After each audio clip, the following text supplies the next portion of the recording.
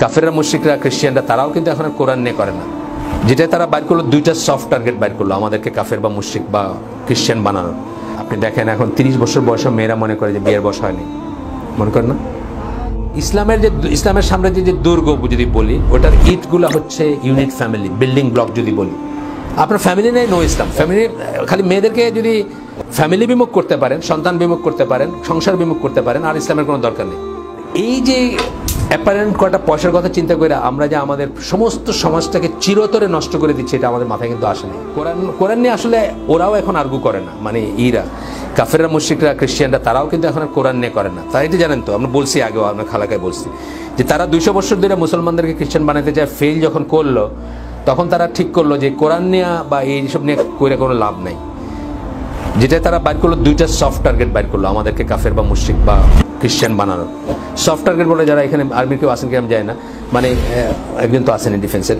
Soft target হচ্ছে যেমন জাপানের হিরোশিমা নাগাসাকিতে যখন আমেরিকা 2টা বম ফালাইলো, জাপানের সম্রাট পায়ে পড়লো আমেরিকা। কারণ কি? মানুষ মরে গেছে। এই দেশের মাটি দিয়ে সে কী করবে? 10 লক্ষ মানুষ মারা গেছে, সেই মাটি দিয়ে কী করবে? Soft target. এই ব্রিটিশরাও এরকম ড্রেসডেন বলে একটা আছে জার্মানিতে, ওইটাতে এই মানুষকে গণহত্যা করছিল যাতে জার্মানি নরম হয়। তো ইসলামের সফট টার্গেট তারা বাইর করছে 2টা। একটা হচ্ছে আমাদের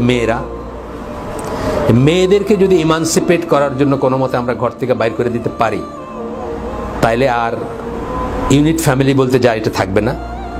আর ফ্যামিলি না থাকলে আপনি এই ইসলাম প্র্যাকটিস করবেন কোথায়? ইসলামের সাম্রাজ্যের যে দুর্গ যদি বলি, ওটার ইটগুলো হচ্ছে ইউনিট ফ্যামিলি, বিল্ডিং ব্লক যদি বলি। আপনার ফ্যামিলি নেই, নো ইসলাম। ফ্যামিলি খালি মেয়েদেরকে যদি ফ্যামিলি বিমুখ করতে পারেন, সন্তান বিমুখ করতে পারেন, সংসার বিমুখ করতে পারেন, আর ইসলামের কোনো দরকার নেই। যখন ঢাকা শহরে প্রথম গার্মেন্টস খুলতে শুরু করলো, আমার এক দিনী ভাই আছে তবলিগের মুরব্বী, সে এখন মুরব্বী, আমার 2 বছর জুনিয়র, জাহাজের ক্যাপ্টেন। তো তারে আমি খুব বলতেছিলাম যে যাক আমাদের দেশটা কর্মঠ একটা দেশ হবে, মানে মানে কর্মশক্তির ডবল কাজ করবে এখন। আগে শুধু ছেলেরা করতো, এখন মেয়েরা করতো, কত ইকোনমিক ইমানসিপেশন হবে, কত হবে।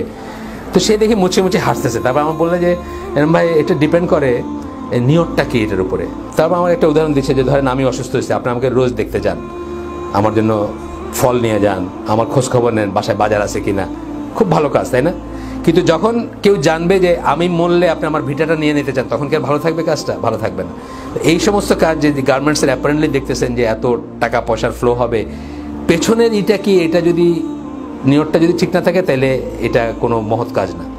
আপনি দেখেন, ওইটা 80s কথা বলতেছি, এখন জাস্ট 30 বছর সময় অথবা একটু বেশি, বাংলাদেশের সোশ্যাল ম্যাট্রিক্স যেটাকে আমরা বলি, অনুভূমি যেটাকে বলি, মাটি যেটা আর কি, ক্ষেত্র যেটা, আসলে কিন্তু একটা দেশ বা সমাজ বা একটা জাতি ডিপেন্ড করে তার মানে গণসাধারণরা কি মনে করে তার উপর।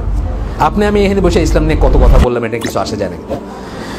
এই গণসাধারণ বাংলাদেশের একটা গ্রামে আজ থেকে 30-40 বছর আগে একটা পিতৃ পরিচয়বিহীন সন্তানকে রেস করা অকল্পনীয় ব্যাপার ছিল। এই গার্মেন্টসের মেয়েগুলা by the virtue of being employed এখন আর বিয়ে শাদী করতে চায় না। আমি অন্তত 1-2জন কেস জানি যে আমার গার্মেন্টসের মালিক যারা ভাইরা আছেন তারা বলছেন, একজন বলছেন তার সোয়েটার অপারেটর আছে, তার 29,000 টাকা স্যালারি ছিল তখন, যখন বলছেন সে বড় জোর একটা বাসের কন্ডাক্টরকে বিয়ে করতে পারবে, মানে তার লেভেলে আর কি। সে চিন্তা করতেছে ওই তো আমি খাওয়াবো, ওই বাসের কন্ডাক্টর বাদেম্মা হবে, বান্ডুলা হবে, ড্রাগ এডিক্ট হবে, অথবা ইয়াবা টানবে, তার চেয়ে বিয়ে করার দরকার কি? আজ এ কালকে বি, পরশু সির সাথে থাকলেই তো হয়, বুঝছেন না? এটার স্বাভাবিক পরিণতি হিসেবে বাস্টার্ড চিলড্রেন জন্ম নিচ্ছে এবং সেগুলোকে গ্রামে পালতে দিয়ে আসতেছে। আমরা জানি ফার্স্ট গ্রামে পালতে দিয়ে আসতেছে। আজকাল দেখবেন বুয়া যাদেরকে আমরা বলি, তারা মেস করে ঢাকায় থাকে আর তাদের হাজব্যান্ডের বাড়িতে থাকে। এই যে অ্যাপারেন্ট কটা পয়সার কথা চিন্তা করে আমরা যে আমাদের সমস্ত সমাজটাকে চিরতরে নষ্ট করে দিচ্ছি, এটা আমাদের মাথায় কিন্তু আসে নাই। আরেকটা ঘটনা আমি পড়ছি কোথাও ব্লগে বা কোথাও, 2জন রাজমিস্ত্রি, তারা 2জন গার্মেন্টসের ইসের সাথে লিভ টুগেদার করে। এটা জাস্ট একটা কনভিনিয়েন্সের রিলেশন। কনভিনিয়েন্সের রিলেশন কি? ওদের রান্নার মানুষের দরকার হয় আর এদের বাজার করে দেওয়ার মানুষের দরকার হয়।